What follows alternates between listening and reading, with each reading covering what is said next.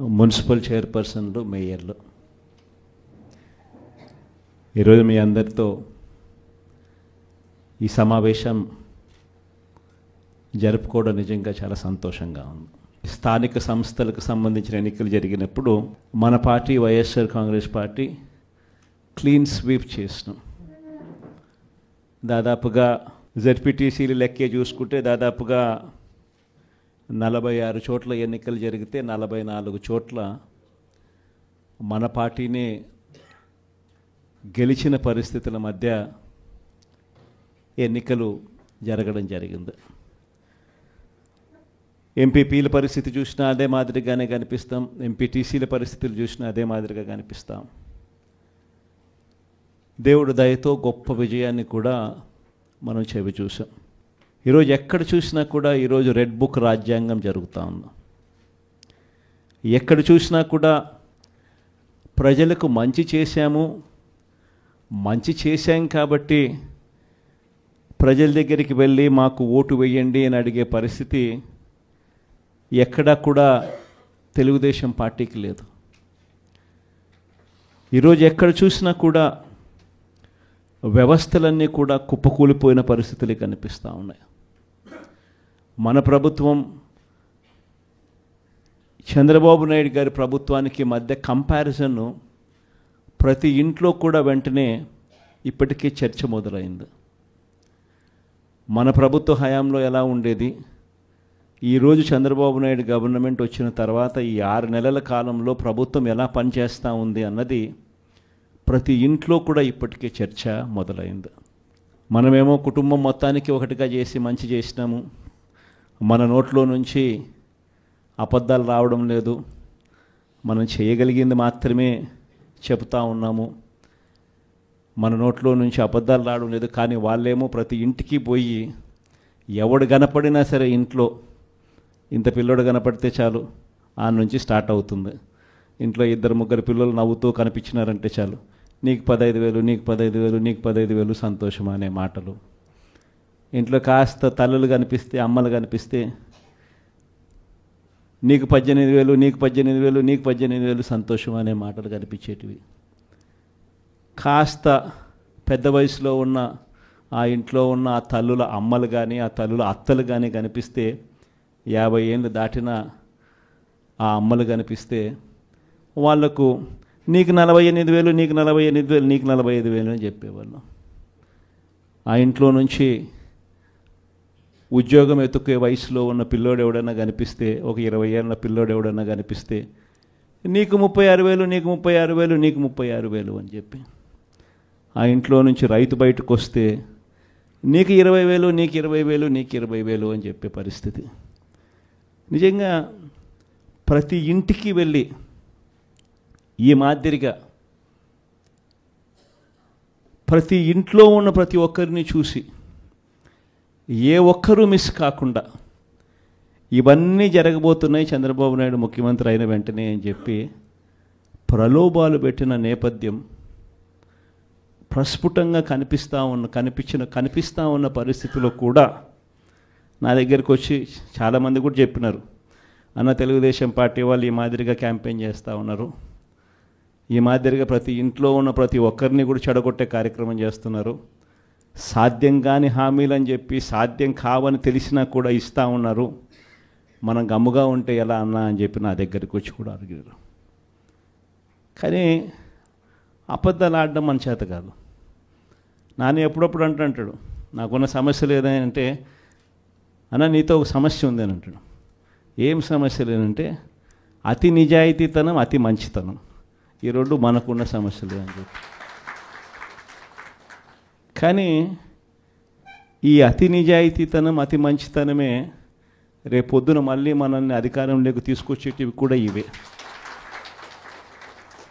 ఎందుకనంటే జగన్ ఇవన్నీ చేయగలిగాడు కదా, చంద్రబాబు నాయుడు దీనికన్నా ఓ 2-3 ఇంతలు ఎక్కువ చెప్తున్నాడు అంతే కదా, అందులో చంద్రబాబు నాయుడు మోడీతో కలిసి వస్తున్నాడు కదా, ఏమో చేయగలుగుతాడేమోలే అన్న ఒక చిన్న ఆశకు తావు బహుశా మన పాలనలో మనం ఇంత బటన్లు చక్కగా నొక్కాం కాబట్టి బహుశా ఆ ఆశ కూడా ప్రజలకు కలిగింది.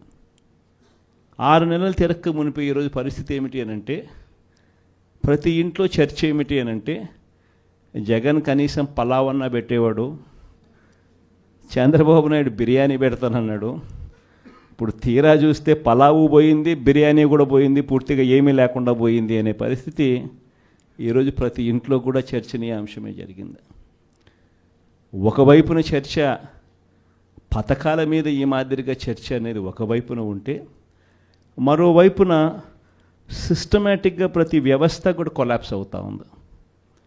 ఈరోజు ఫీజుల కోసం పిల్లలు కాలేజీలకు వెళ్ళలేని పరిస్థితిలో ఉన్నారు. డిసెంబర్ వచ్చేసరికి మామూలుగా జనవరి నుంచి ఫీజులు పెండింగ్.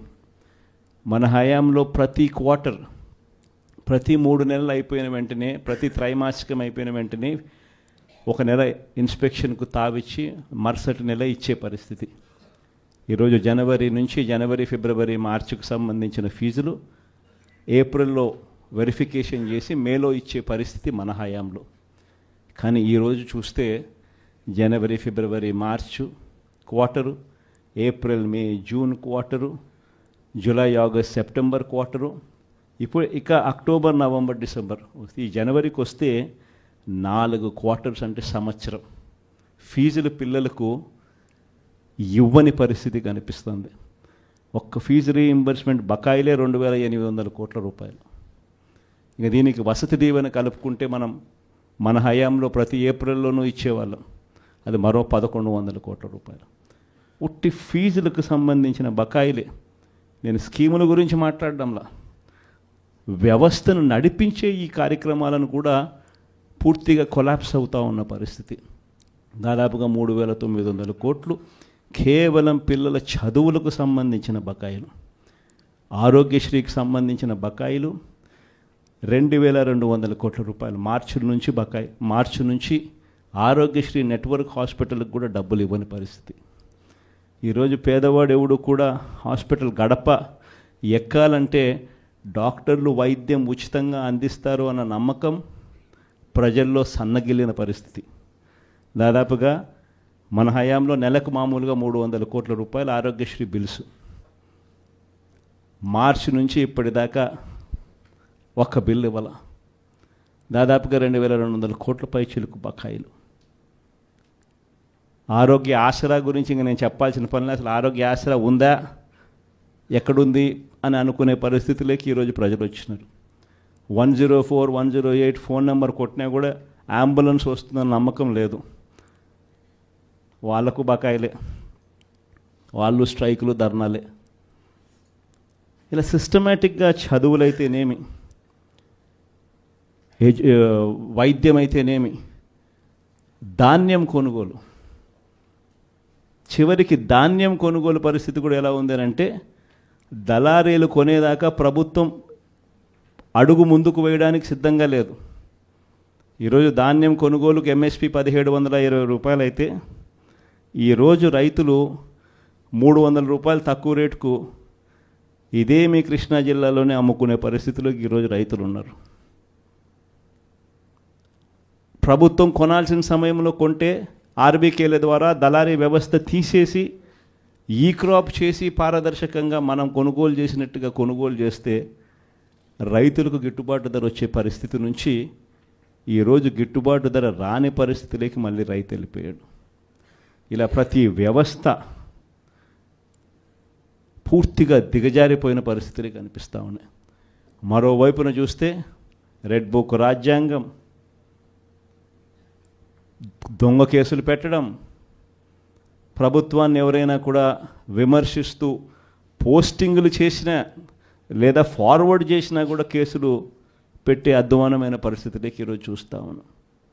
ఇవన్నీ కూడా జరుగుతూ ఉన్నాయి. కానీ తప్పెక్కడ చేస్తూ ఉన్నాడు చంద్రబాబు నాయుడు అని అంటే, ఒకవైపున మంచి చేయకపోగా మరోవైపు ప్రశ్నించే గొంతును అణిచివేయాలని చెప్పి విశ్వరూపాన్ని చూపించడం చంద్రబాబు చేస్తూ ఉన్న తప్పు. మామూలుగా 6 నెలలకు ప్రభుత్వ వ్యతిరేకత ఈ స్థాయిలో ఉండాలి అని అనుకుంటే, చంద్రబాబు నాయుడు గారి 6 నెలల కాలంలో ఈ స్థాయికి వెళ్ళిపోయింది. క్యారెక్టర్ అన్నది, క్రెడిబిలిటీ అన్నది, విశ్వసనీయత అన్నది ఒక్కసారి మనం పడేసినామనంటే మళ్ళీ ఏరుకోవడం కష్టం. కష్టకాలంలో ఉన్నప్పుడే మనకు అదొక పరీక్ష. ఏ రోజైనా కూడా ఎల్లకాలం కష్టాలు ఉండవు. ఒక చీకటి వచ్చిన తర్వాత పగలు రాక తప్పదు. ఇది మనకు సృష్టి నేర్పిన రహస్యం. కాబట్టి ఖచ్చితంగా ఇది గుర్తుపెట్టుకోండి. కష్టాల్లో ఉన్నప్పుడు మనం గట్టిగా పోరాటం చేయగలిగితే మనం మళ్ళీ తిరిగి నిలబడగలుగుతామన్నది మాత్రం ఖచ్చితంగా గుర్తుపెట్టుకోండి. ఈ సంక్రాంతి తర్వాత నేను కూడా ఇక జిల్లాల బాట పడతాను. ఇనిషియలీ ప్రతి బుధవారము గురువారము బహుశా జనవరి నెలాఖరు నుంచి మొదలు పెడతాను అనుకుంటున్నా. ప్రతి వారం బుధవారం గురువారం నేను కూడా జిల్లాల్లోనే పడుకుంటా. ప్రతి పార్లమెంటు ఒక యూనిట్ కింద తీసుకొని నేనే అక్కడికి వచ్చి నేనే బస చేస్తా. బుధవారం అంతా కార్యకర్తలతో 3 కాన్స్టిట్యున్సీసు, గురువారం అంతా మరో 4 కాన్స్టిట్యున్సీసు కార్యకర్తలతోనే మమేకమయ్యే కార్యక్రమాలు, పూర్తిగా కార్యకర్తలకి కేటాయింపు చేసే కార్యక్రమాలు చేస్తాం. సో అక్కడే ఉంటూ కార్యకర్తలతో మమేకమవుతూ కార్యకర్తలతో తోడుగా ఉండే కార్యక్రమం, కార్యకర్తలకు దగ్గరయ్యే కార్యక్రమం కూడా చేస్తాం. దాంట్లో భాగం కూడా ప్రోగ్రాంలో పేరు కూడా కార్యకర్తలతో జగనన్న పార్టీ బలోపేతానికి దిశానిర్దేశం అనే కార్యక్రమం పేరు కూడా పెట్టి ముందుకు తీసుకొని పోతాం. ఆ ప్రోగ్రాం ఎజెండా, ముఖ్య ఎజెండా ఏమవుతుందనంటే మండలి స్థాయి కల్లా కమిటీలు ఆ లోపలనే ఫామ్ చేయమని చెప్పి మా వాళ్ళందరికీ చెప్పా. జిల్లా అధ్యక్షులకి, సెల్స్కి సంబంధించిన అధ్యక్షులను, పార్టీ పటిష్టత కోసం వీళ్ళన్నీ కూడా ఇప్పుడే కమిటీస్ అన్నీ కూడా ఫామ్ అవుతూ ఉన్నాయి. వీళ్ళందరికీ ఇచ్చిన ఆదేశాలు ఏమిటంటే మండలి స్థాయి కల్లా, నా ప్రోగ్రామ్ స్టార్ట్ అయ్యే టయానికల్లా మండలి స్థాయి కల్లా పూర్తిగా అన్ని కమిటీస్ ఫామ్ చేసేయండి అని చెప్పిన. అంటే జిల్లా స్థాయి, నియోజకవర్గం స్థాయి, మండల స్థాయి. ఆ తర్వాత నా ప్రోగ్రామ్ స్టార్ట్ అయ్యేసరికి మండల స్థాయి నుంచి గ్రామ స్థాయికి పార్టీ వ్యవస్థను బలోపేతం చేసే దిశగా పుష్ చేద్దాము అని చెప్పి నా ప్రోగ్రాంలో పెట్టే కార్యక్రమం చేస్తూ ఉన్నాం. నెక్స్ట్ కార్యక్రమం ఎలా ఉండాలి అని అంటే బూత్ కమిటీస్ దగ్గర నుంచి గ్రామ కమిటీస్ దాకా నేను నా ప్రోగ్రాంలు స్టార్ట్ అవుతే పుష్ చేస్తాం. చివరికి ఏ స్థాయికి మన ప్రోగ్రాములన్నీ కూడా వెళ్ళిపోవాలని అంటే, మన పార్టీ ఏ స్థాయిలోకి ఆర్గనైజ్ స్ట్రక్చర్లోకి వెళ్ళిపోవాలి అని అంటే, రేపొద్దున ప్రతి కార్యకర్త గ్రామ స్థాయి నుంచి ఎమ్మెల్యే, ఎంపీ స్థాయి దాకా కూడా ప్రతి ఒక్కరికి ఒక ఫేస్బుక్ పేజ్ ఉండాలి, ఒక ఇన్స్టాగ్రామ్ పేజ్ ఉండాలి, ఒక వాట్సాప్ ఉండాలి, యూట్యూబ్లో కూడా పోస్టింగ్ చేసేవి ఉండాలి. ఎక్కడ ఏం జరిగినా కానీ టకాన్ తీయడం, పెట్టడం, ఏం చేయాల్సిన పనుల జరుగుతూ ఉన్న అన్యాయాన్ని తీయడం, పెట్టడం. ఏ లెవెల్ ఆఫ్ రెవల్యూషన్ జరుగుతుందనంటే ఒక సంవత్సరం, ఈ నుంచి ఒక సంవత్సరం పోయిన తర్వాత గ్రామంలో చంద్రబాబు నాయుడు గారిని, తెలుగుదేశం పార్టీని క్వశ్చన్ చేస్తూ ప్రతి ఇంట్లో నుంచి వాయిస్ రావాలి. అది మనం చేయాలి, మన కార్యకర్తలతో మనమంతా కలిసికట్టుగా చేయించాలి. ఏమైంది మా సూపర్ 6లు, ఏమైంది మా సూపర్ 7లు, ఏమైంది మాకు చెప్పిన మాటలు అన్న దగ్గర నుంచి ప్రశ్నల వర్షం మొదలవుతే, ఏమైంది మా స్కూలు, ఏమైంది మా హాస్పిటలు, ఏమైంది మా పంటల కొనుగోలు పరిస్థితి, ఏమైంది మా ఆర్బీకే కాడికి ప్రతి ప్రశ్న ప్రతి గ్రామం నుంచి కూడా లేయాలి. ఇవన్నీ కూడా రాబోయే రోజుల్లో అడుగులు వేగంగా వేస్తూ ముందుకు పడాలి. ఇది జరగాలి అని అంటే క్రియాశీలకంగా మండల స్థాయిలో ఆ పాత్ర, మున్సిపాలిటీ స్థాయిలోనూ, మండల స్థాయిలోనూ, మున్సిపాలిటీ వార్డ్ స్థాయిలోనూ మీరు చేయబోయేది చాలా చాలా క్రిటికల్ రోల్ అవుతుంది. లాస్ట్ టైం మనకు 151 ఎమ్మెల్యేలు మనకు వచ్చినాయి. ఈసారి 151 కాదు, తెలుగుదేశం పార్టీని ఈసారి సింగిల్ డిజిట్లకే కన్ఫైన్ చేసే పరిస్థితిలోకి తీసుకొని రావాలి. ఖచ్చితంగా దేవుడు మనతో ఈ పని చేయిస్తాడన్న నమ్మకం నాకుంది. ఎందుకంటే మంచి చేసిన మనకే ఈ పరిస్థితి ఉన్నప్పుడు, ఏ మంచి చేయకుండా కేవలం అబద్ధాలు, మోసాలు చెప్పినప్పుడు ఆ మోసం అన్నది, ఆ అబద్ధం అన్నది కోపం కింద మారక తప్పదు. ఆ కోపం రెట్టింపు అవుతుంది. ఆ కోపం ఒకవైపున రెట్టింపు అవుతుంది, ఒకవైపున మన మీద ప్రేమ అభిమానాలు అంతే స్థాయిలో రెట్టింపు అవుతాయి ఇటువైపున. కాబట్టి ఖచ్చితంగా ఆ రోజు కూడా ఖచ్చితంగా మనం అంతా కూడా ఖచ్చితంగా చూస్తామని కూడా ఖచ్చితంగా దేవుని మీద నమ్మకంతో నేను చెప్తా ఉన్నా. ఇవన్నీ మీతో పంచుకున్నందుకు చాలా సంతోషంగా ఉంది. రే కృష్ణా ఉమ్మడి జిల్లాకు సంబంధించి ఎంపీపీలు, జెడ్పీటీసీలు, మున్సిపల్ చైర్పర్సన్లు, మేయర్లు, ఈరోజు మీ అందరితో ఈ సమావేశం జరుపుకోవడం నిజంగా చాలా సంతోషంగా ఉంది. స్థానిక సంస్థలకు సంబంధించిన ఎన్నికలు జరిగినప్పుడు మన party YSR Congress party clean sweep చేసినాం. దాదాపుగా జెడ్పీటీసీలు లెక్కే చూసుకుంటే దాదాపుగా 46 చోట్ల ఎన్నికలు జరిగితే 44 చోట్ల మన పార్టీనే గెలిచిన పరిస్థితుల మధ్య ఎన్నికలు జరగడం జరిగింది. ఎంపీపీల పరిస్థితి చూసినా అదే మాదిరిగానే కనిపిస్తాం, ఎంపీటీసీల పరిస్థితులు చూసినా అదే మాదిరిగా కనిపిస్తాం. దేవుడు దయతో గొప్ప విజయాన్ని కూడా మనం చెవి చూసాం. ఈరోజు ఎక్కడ చూసినా కూడా ఈరోజు రెడ్ బుక్ రాజ్యాంగం జరుగుతూ ఉంది. ఎక్కడ చూసినా కూడా ప్రజలకు మంచి చేశాం కాబట్టి ప్రజల దగ్గరికి వెళ్ళి మాకు ఓటు వేయండి అని అడిగే పరిస్థితి ఎక్కడా కూడా తెలుగుదేశం పార్టీకి లేదు. ఈరోజు ఎక్కడ చూసినా కూడా వ్యవస్థలన్నీ కూడా కుప్పకూలిపోయిన పరిస్థితులు కనిపిస్తూ ఉన్నాయి. మన ప్రభుత్వం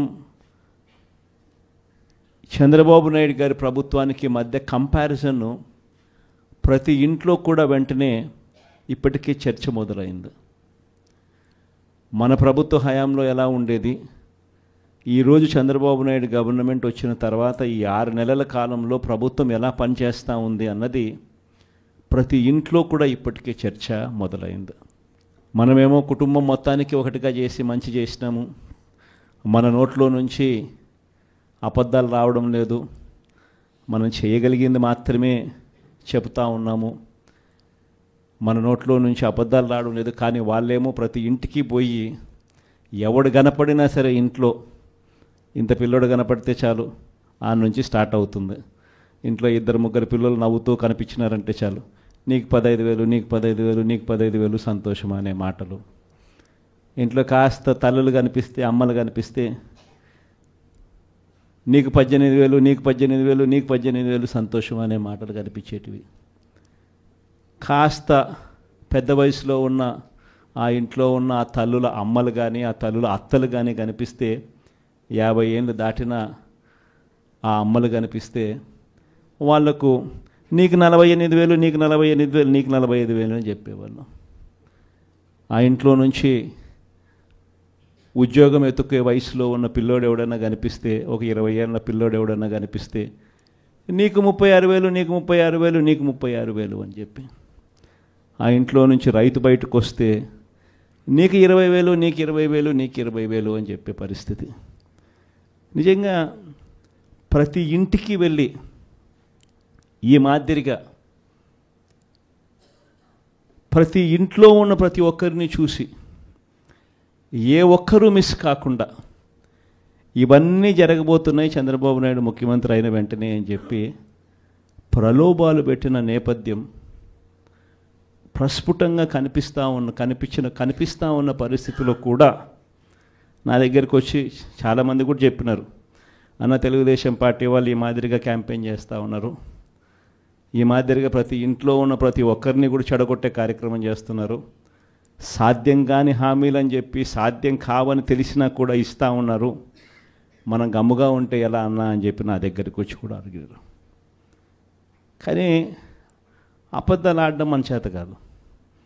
నాని ఎప్పుడప్పుడు అంటాడు, నాకున్న సమస్య లేదంటే, అన్న నీతో ఒక సమస్య ఉంది అని అంటాడు. ఏం సమస్య లేదంటే అతి నిజాయితీతనం, అతి మంచితనం, ఈ రెండు మనకున్న సమస్యలు అని చెప్పి. కానీ ఈ అతి నిజాయితీతనం, అతి మంచితనమే రేపొద్దున మళ్ళీ మనల్ని అధికారంలోకి తీసుకొచ్చేటివి కూడా ఇవే. ఎందుకనంటే జగన్ ఇవన్నీ చేయగలిగాడు కదా, చంద్రబాబు నాయుడు దీనికన్నా ఓ 2-3 ఇంతలు ఎక్కువ చెప్తున్నాడు అంతే కదా.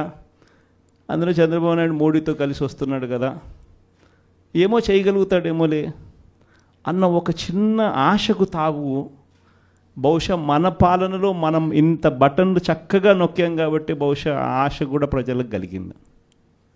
6 నెలలు తిరక్క మునిపి ఈరోజు పరిస్థితి ఏమిటి అనంటే, ప్రతి ఇంట్లో చర్చ ఏమిటి అనంటే, జగన్ కనీసం పలావన్నా పెట్టేవాడు, చంద్రబాబు నాయుడు బిర్యానీ పెడతానన్నాడు. ఇప్పుడు తీరా చూస్తే పలావు పోయింది, బిర్యానీ కూడా పోయింది, పూర్తిగా ఏమీ లేకుండా పోయింది అనే పరిస్థితి ఈరోజు ప్రతి ఇంట్లో కూడా